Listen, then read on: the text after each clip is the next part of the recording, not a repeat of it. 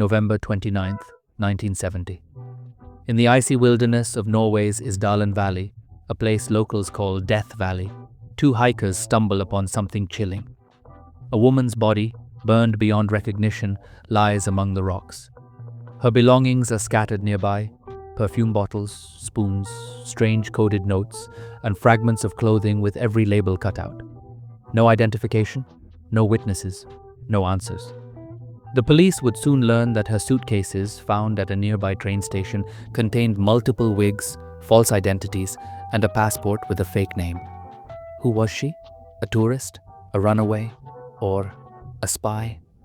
For more than 50 years, she has been known only as the Isdal Woman, one of Europe's most haunting unsolved mysteries.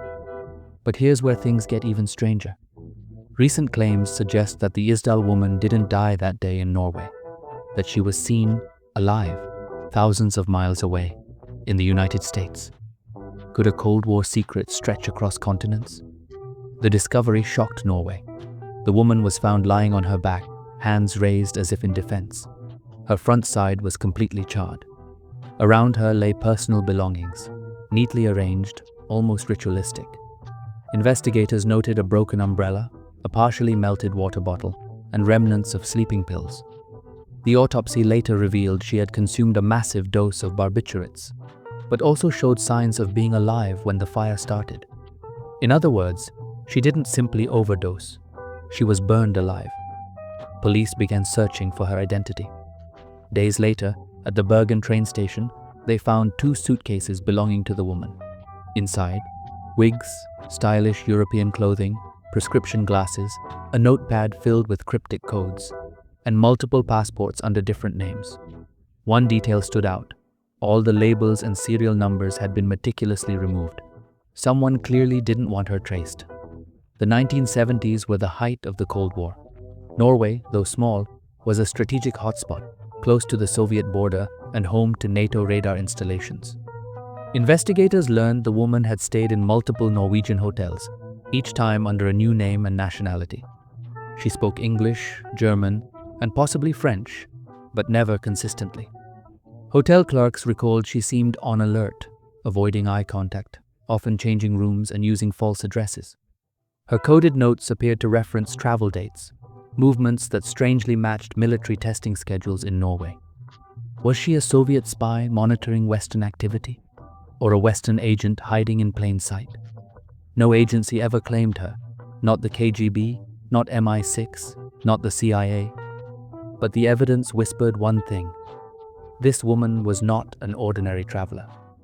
When authorities closed the case, they listed her death as probable suicide. But even the police didn't seem convinced. There was no lighter, no fuel can, and no explanation for how she could have ignited such an intense fire alone. Her fingerprints were sent worldwide, to Interpol, NATO, and embassies, but all came back negative. It was as if she had been erased from existence. The mystery faded into silence until new technology reopened the case decades later. In 2016, Norwegian police exhumed the woman's remains to extract DNA. The results suggested she was of European descent, possibly from around Germany or France, with a unique dental pattern suggesting work done in East Asia. Her teeth had traces of advanced dental work, the kind used by wealthy individuals or diplomats. It narrowed the field, but didn't solve the mystery. Then came whispers of sightings. In 2019, decades after the Isdal woman's body was found, new claims surfaced. A retired US military intelligence officer came forward. He said that in the late 1970s, while stationed in New Jersey, he met a woman who looked exactly like the Isdal woman's reconstruction photo. The same facial structure, accent, and piercing gray eyes. She called herself Vera, spoke perfect German and English, and claimed to be from Scandinavia. She seemed refined, but guarded. When he showed her a newspaper photo of the Isdal woman years later, she froze, then laughed it off, saying, "People have told me I look like her." Visual cue, slow zoom on a 1970s cafe, reenactment of the conversation.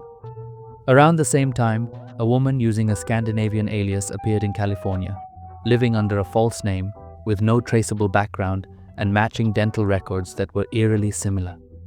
Was it coincidence? Or had the Isdal woman staged her death and fled Europe under a new identity?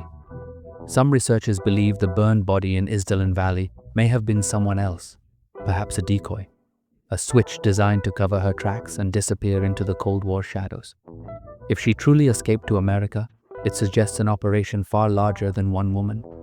Some theorists believe the Isdal woman was a double agent, someone who crossed both sides of the Iron Curtain and knew too much.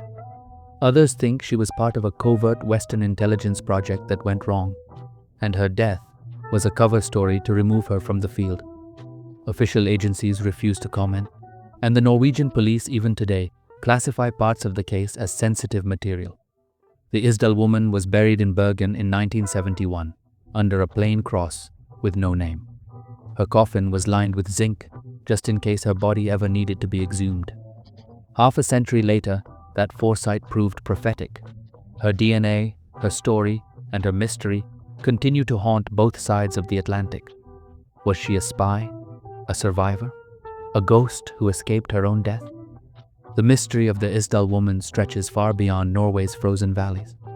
If she truly appeared in the United States, it means her story wasn't one of tragedy, but transformation.